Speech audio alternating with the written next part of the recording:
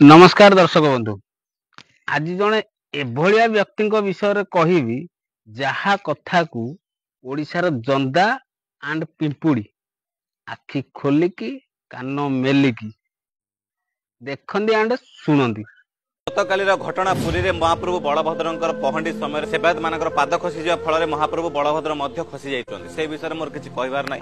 ये व्यक्ति जनक एभलिया कथारे कौनसी कथा कहब नाही, मंतव्य दब नाही।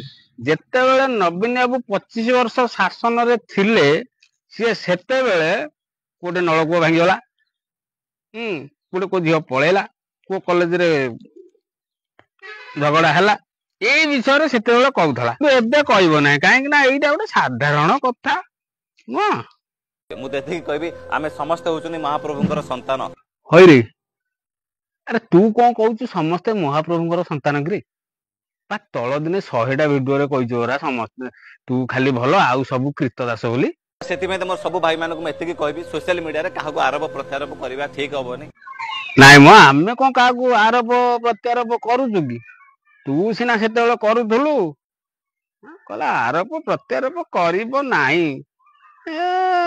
भाई म तमे जो कथा कहून तम कथारे कर्पूर उड़ी गलानी, खाली कन्ना खंडक पड़ी